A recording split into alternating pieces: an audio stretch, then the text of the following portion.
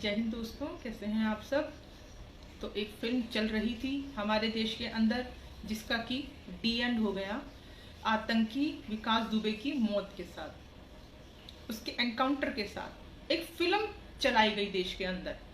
लेकिन फिल्म के जो निर्माता थे, जिन्होंने इस फिल्म को बनाया था, वो इस बात को भूल गए कि ऐसी फिल्में देख देख कर ही हम लोग बड़े हुए हैं और जो ये सारी चीजें हैं ये कोई भी बच्चा समझ सकता है जो हमें दिखाया जा रहा था। और गोदी मीडिया तो खैर लगातार झूठ का प्रोपेगेंडा चला ही रही है, उसमें तो कोई सोचने विचारने वाली बात ही नहीं है।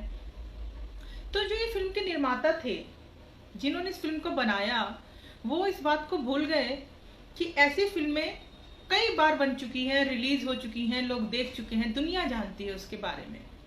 तो किस तरह से उसमें दिखाया जाता है कि एक गुंडा, बदमाश, एक अपराधी, एक आतंकवादी को किस तरह से राजनीतिक तौर पर नेता इस्तेमाल करते हैं, काफी नेता इस्तेमाल करते हैं और फिर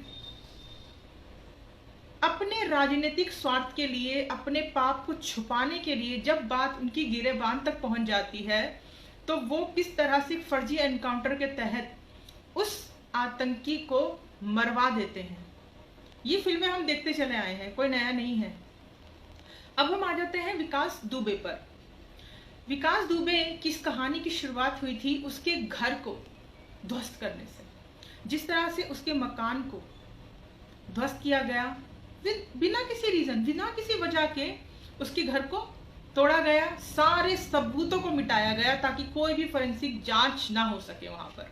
पहली बात। दूसरी बात, उसको यूपी से मध्य प्रदेश पहुंचाया गया। यूपी से मध्य प्रदेश पहुंचना आसान काम नहीं है। कितने ही चेक पोस्ट होते हैं, नाके होती हैं, एक स्टेट से दूसरे स्टेट में जाना आसान नहीं है।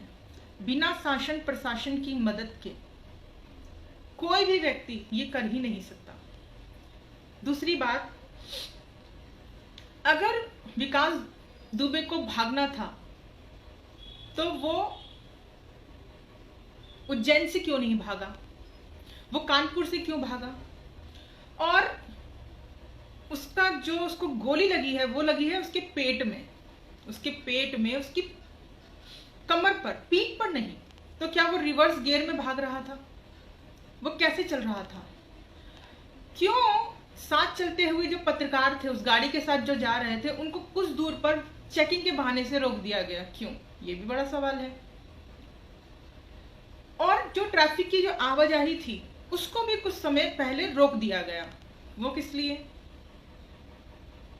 एक जो सबसे बड़ा पॉइंट है जो सोचने वाला, वो है महाकाल थाने के जो अधिकारी हैं उनका एनकाउंटर से एक दिन पहले, सरेंडर से एक दिन पहले वहां के अधिकारियों का तबादला किया गया, ट्रांसफर किया गया, कुछ नए लोगों को वहां पर लाया गया थाने में।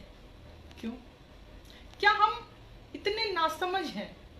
क्या हम इतने बच्चे हैं कि हम इन चीजों को समझ नहीं पाएंगे? क्या लगता है आप लोगों को? मतलब क्या आप लोग क्या समझते हैं हमको?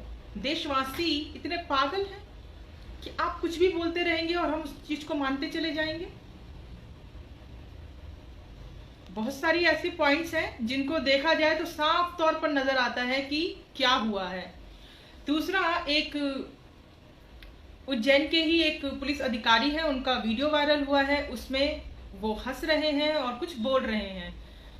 तो क्या कहा जाए? आप जो भी बातें मैं बोल रही हूँ इसकी सारी जानकारी मेरे पेज पर ले जाकर देख सकते हैं, मेरे अकाउंट पे देख सकते हैं, और सोशल मीडिया में इतना वायरल हुआ है, आप कहीं भी देख सकते हैं। अगर इस तरह से एनकाउंटर को सही माना जाए तो फिर देश में न्यायपालिका की कोई जरूरत है क्या? तो क्या इस चीज को मान लिया जाए कि पुलिस ही न्यायपालिका है और जितने भी जो जज हैं उनको अब बैठ जाना चाहिए घरों में? विकास दुबे इस दुनिया से चला गया, लेकिन बहुत सारे लोगों के राज, जिसमें कि बड़े बड़े नेता शामिल थे, अपने साथ ले गया। आज वो सभी लोग चैन की नींद सोएंगे, सभी लोग। लेकिन उनकी पूरी पोल पट्टी खुल चुकी है सोशल मीडिया के माध्यम से, क्योंकि गोदी मीडिया क्या दिखा रहा है, जो सरकार ने उनको बोला है दिखाने के लिए, लेकिन एविडेंस और तथ्यों के आधार पर जमीनी स्तर पर जो चीजें हुई हैं उसको देखकर हर कोई बता सकता है कि कितनी एक घटिया टाइप की फिल्म चली है हमारे देश के अंदर, जो कि हम लोग देखते ही चले आए हैं और आज भी वही हुआ है। विकास दुबे, इसको हम एनकाउंटर माने या हत्या माने, ये मैं देशवासियों पर छोड़ती हूँ। आप अपनी बुद्धि का, अपनी अकल का इस्तेमाल कीजिए, सोचिए क्या हुआ है हमारे देश के अंदर और क्या ये चीज जो हुई है ये सही है। आप अपनी राय कमेंट में लिखिए, मैं जानना चाहूंगी आप सबकी राय क्या है इस बारे में। चलिए, जय हिंद, जय भारत।